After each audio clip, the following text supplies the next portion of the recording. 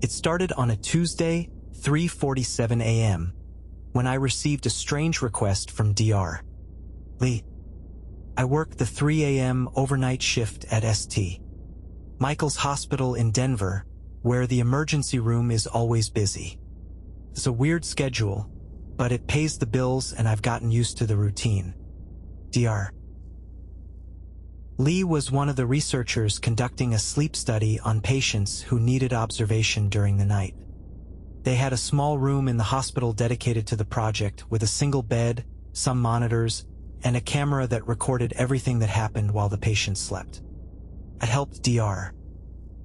Lee and his team a few times with transporting patients or answering questions, but I had never seen the footage they recorded. It started on a Tuesday, 3:47 a.m., when I received a strange request from Dr. Lee.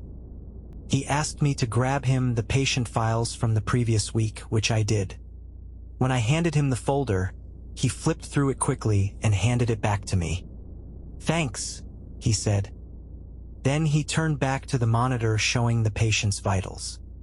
Something about it caught my attention. One of the lines was flatlining, but the patient was still breathing. Dr. Lee didn't seem to notice. The next day, he asked me to get him the footage from patient 17, but he wouldn't tell me which night it was from. When I brought it to him, he handed me a CD with just one file, the same flatline I had seen the night before. He told me it was something they were studying. Dr. Lee and his team started showing up early for our shift around 3 a.m. and would leave later than the rest of us around 6 a.m. They'd bring in cameras and wires, setting things up before the patients arrived. I asked Dr. Lee what they were doing, but he brushed it off, saying it was just more research. As the weeks went by, the strange requests piled up. Patients who were supposed to be discharged in the mornings would be moved to new rooms overnight, and Dr. Lee and his team would ask me to escort them. When I protested that I wasn't cleared to transport patients, Dr. Lee told me it was procedure. But it seemed off. Every time I did it, I felt like I was doing something wrong. I also started noticing strange noises at night, a low humming noise that only seemed to come from the room where the researchers were working. It was annoying, but I didn't think much of it.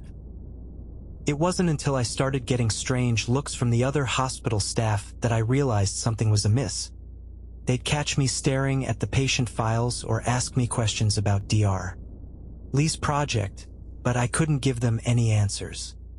One night, I tried to sneak a peek at the footage they were recording, but Dr. Lee caught me. He gave me a just doing my job smile, but I could see something else in his eyes, something that made me feel like I was in over my head. The next day, I decided to snoop around Dr. Lee's lab and see what they were really doing. I snuck past the nurse's station and down the hall, making sure not to be seen. The door was unlocked, so I slipped inside. What I found made my blood run cold. The lab was filled with equipment that looked like something out of a science fiction movie: electrodes, sensors, and wires everywhere. There were 2 other researchers, dressed in white robes, standing over a patient who was restrained to the bed. Dr. Lee was at the computer, typing away. When he turned to see me, I felt a cold dread. The patient's eyes locked onto mine, and I swear they spoke. It was a single, terrible word: help. I turned and ran. I didn't stop until I was back in my hospital ID badge. When the shift ended, I made a point to avoid Dr. Lee and his team. But it was too late. I already knew too much. The next night, I was back on shift, but I couldn't shake the feeling that something was watching me. Around 4 a.m., a nurse came to me and said, "You got a message from Dr. Lee." When I opened the note, my heart sank. "Meet me in the lab at 6 a.m., alone." Something never went home from that night on.